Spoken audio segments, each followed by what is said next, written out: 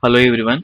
In today's video, we'll see how to use logistic regression using Python, right? So I'll be using PIMA India diabetics dataset. So I'll be providing the download link for the datasets in the description, right? So first we'll try to import the pandas, right? And here is my dataset, right? So we'll go briefly about what each column says. I already have a content ready. Let me put it here, right?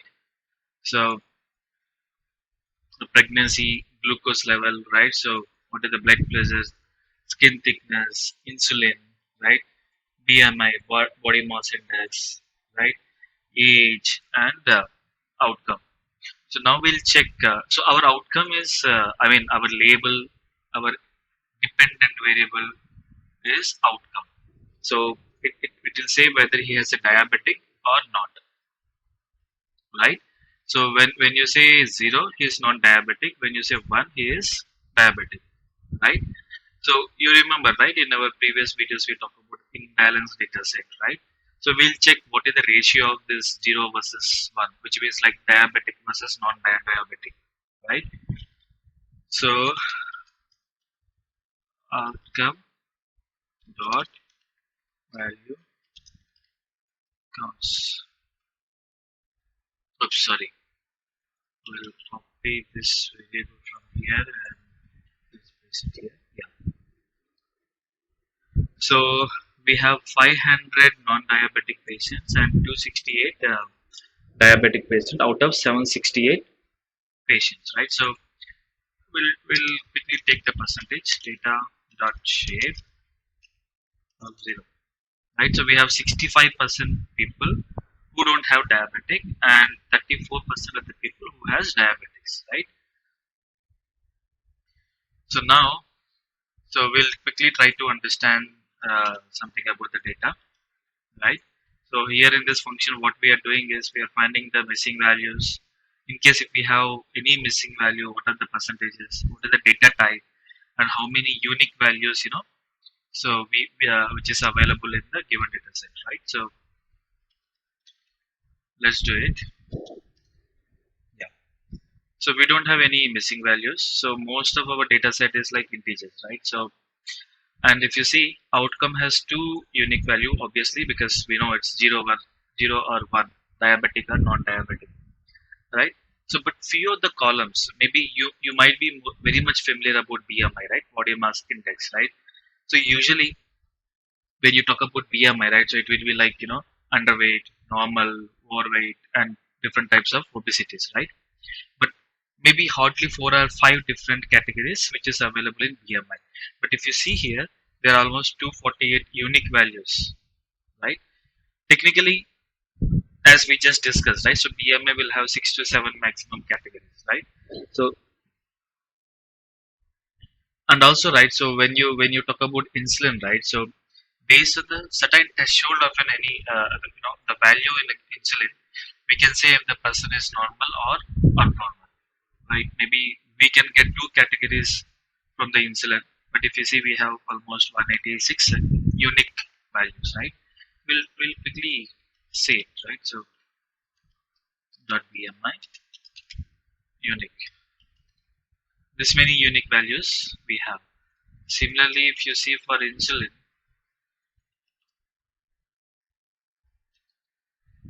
yeah. So now what we'll try to do is we'll try to put some threshold. Okay. So if this value is between, if this given value is between 18, maybe 19 to 25, then we call it underweight, right? If it is like somewhere around 25 to 30, then we call it normal. If it is 30 to 35, then it is overweight. So in this case, it's 33.6. So we can call this 33.6 falls under overweight. So what we'll do is we'll write a simple function, right? So where it will take the data.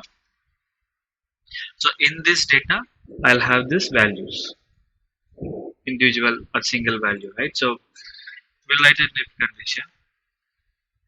If data is less than 18.5. These are the standards, right? So 18.5, if it is less than 18.5, then he is in underweight.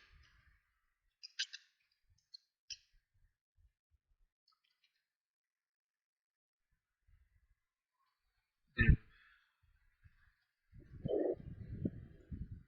yeah. So if data is greater than 18.5,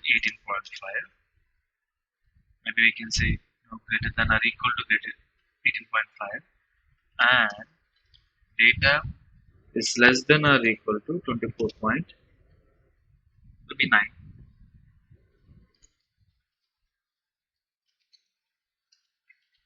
then we can call the person is normal, right?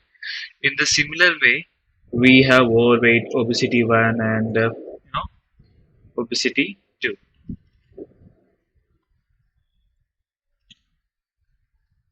Clear? It says 18.5. This,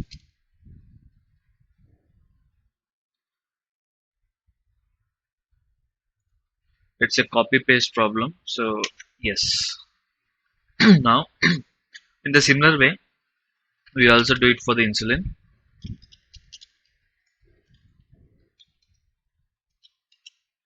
If data is greater than or equal to 100, sorry, greater than or equal to 100, and data is less than or equal to 126, then we need to return person is normal, else he has some problem.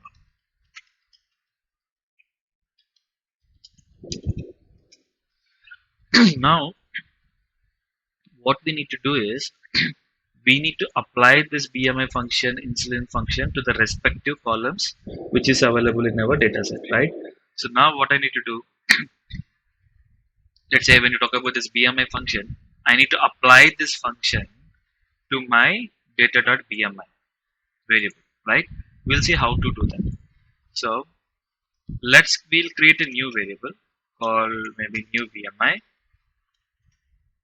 equal to data dot BMI is my variable which I want to apply this function on, right? So in pandas there is a beautiful function called apply. You will understand what apply does in some time. So now lambda, we know what is lambda, right? It's an anonymous function. Lambda x of BMI of x. We'll try to understand what happens behind this case, right? So now did you see the new column got created, right? So based on the BMI values, it created the corresponding value, right? So here if you see it is 33.6, so 33.6, it obviously won't fall under, just a second, yeah, my bad, I'm confused actually. So obviously 33.6 falls under obesity 1, right? Likewise, right? So overweight, all those things, right? So here the BMI falls under, here the BMI is 26.6, so obviously he falls under overweight, right? So now how this apply function does is, here if you see, right? So now in this whole data set, we have somewhere around 9 columns. We are taking only one column called BMI, right? And we use apply function. Here we said lambda x. What this does is, it will go to each and every row. We have 760 rows. It will go to the first row, take this BMI value, which is in this x, and send this value to this BMI function, right? And whatever the criteria it is satisfied, it will return those value, and those value will be written in a new column called new BMI, right? So this is how this apply function works. So now similarly we'll do it for the insulin. Maybe I'll call it new insulin, same data dot insulin dot apply lambda x colon insulin of x, right? Did you see? We got an insulin also here, right? New insulin. Now what we need to do, obviously, right? So with the columns which we already have, based on those columns, we created a new column, right? Which means both these two columns are carrying the same information, right? Then there is no point of having, this insulin and BMI column that is present in our data set, right? So obviously, the best option is to remove those columns because I really don't. I mean, it won't make any sense to carry the redundant information, right? So let's drop this. Oops, sorry. So we'll say BMI, comma, insulin, x is equal to 1, comma, in place. So usually what we'll do, right? So if we want to do any changes, we'll say data is equal to, right? So instead of doing that, if you say in place equal to true, it will automatically save, right? Now, if you see, right, we don't have those two columns. Now, in one of our previous video, right? So uh, we talk about different types of variables available, right? The categorical, numerical, right? So when you talk about this new BMI and new insulin, obviously this falls under the categorical because it has a finite range of the data. Obviously, right? When you talk about finite range, when you take the unique values of the insulin, we have only two, right? So when you talk about the unique value of the new BMI, we have six, right? So let's see. Did you see? Right? So obviously, this two, no, sorry, this two will fall under categorical variable, right? So now what we'll do is, if you see this data type, it's an object. It's nothing but a string, right? So now let's try to convert into the categorical variable, right? So new variable is equal to again this. So in pandas there is another function called as type. What it does is it will convert the data type from one we can call tab casting, right? So from one data type to another data type. So similarly we want to do it for the insulin, right? So now, right, if you see it's a categorical variable now. Okay, now the very important thing which categorical, again, categorical variable is nothing but in a string, right? So but it has a finite range of values, right? So the other important thing which we need to remember is any machine learning algorithm won't understand the characters or strings. It will understand only the numerical format, right?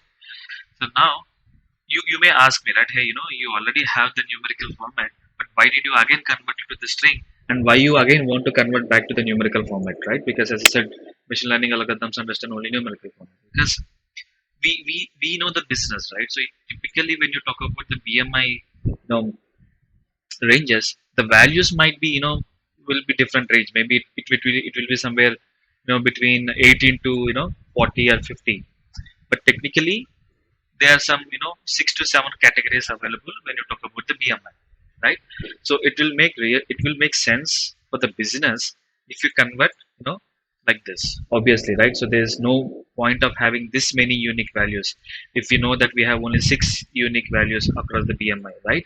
So that is the reason we converted to the you know uh, the categorical data, right? Now obviously I need to convert back to numerical. Why? Because my machine learning algorithm won't understand the characters, right? So for that, again, in pandas we have a function called get dummies, right? So what this get dummies does is it will check in your data set whatever it will check in your data set if it has any categorical variable. If it has a categorical variable, then what it will do is, it will simply create the dummy values. We'll understand now, right? So now let me show this. Did you see this? Now, why we have this many variables after encoding? So we also call it as a encoding, right? For example, if you see new BMI, the variable alone has 6 columns. 1, 2, 3,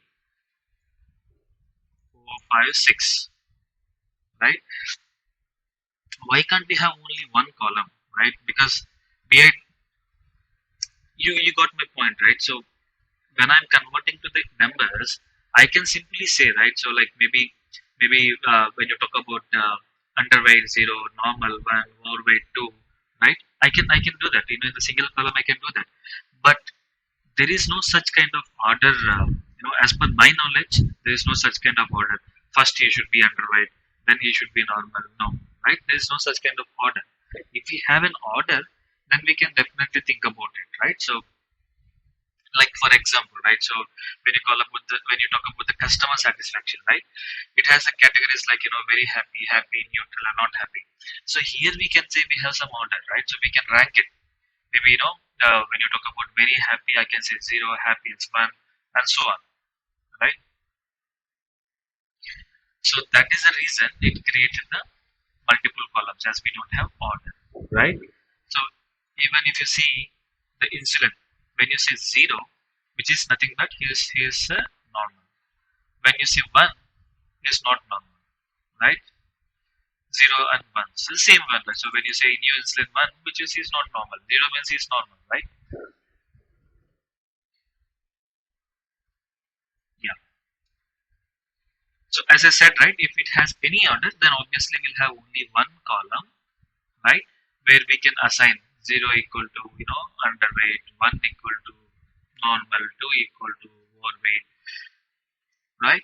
So I hope you enjoyed this video. So in next video, what we'll do is what are the final data which we generated. We'll try to create the train and test data, right? And we'll also try to apply some scaling on this data, right? So if you missed watching what is scaling, you can watch my video, right? And then we'll apply the logistic regression on top of this data, right? So till then, stay tuned. Please don't forget to subscribe my channel. Thank you.